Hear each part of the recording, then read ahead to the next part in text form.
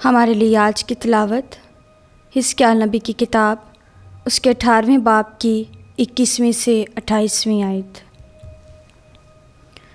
अगर शरीर अपने तमाम किए हुए गुनाहों से बाज आकर रजू कर ले और मेरे तमाम कवानीन को हिफ्ज़ करके अदल व सदाकत का काम करने लगे तो वो बिल ज़रूर ज़िंदा रहेगा और मरेगा नहीं। उसकी तमाम की हुई ख़ताएँ उसके ख़िलाफ़ महसूब ना होंगी, बल्कि वो रास्ती करे उसी के सबब से वह ज़िंदा रहेगा।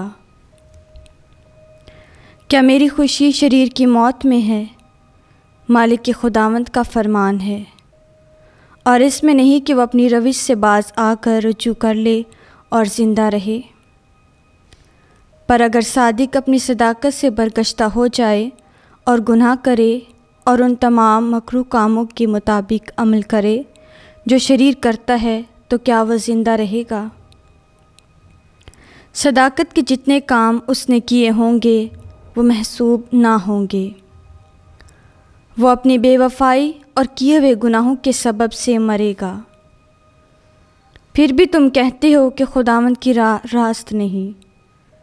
ऐ इस्राएल के घराने, सुनो तो, क्या मेरी राह रास्त नहीं? क्या तुम्हारी ही राहें नारास्त नहीं हैं? जो सादिक अपनी सदाकत से बरगश्ता होकर गुनाह करता और मरता है, वो अपने किए हुए गुनाह के सबब से मरता है। जो शरीर अपनी गुज़श्ता शरारत से तौबा करता और अदल व सदाकत का काम करने लगता है, वो अपनी जान को बचा लेता है, चूँकि उसने सोचा और अपने तमाम किए हुए गुनाहों से बाज आकर रजू कर लिया। इसलिए वो ज़रूर ज़िंदा रहेगा और मरेगा नहीं। पाक कलाम के पढ़े और सुने जाने पर खुदा की बरकत हो। खुदा का शुक्र हो।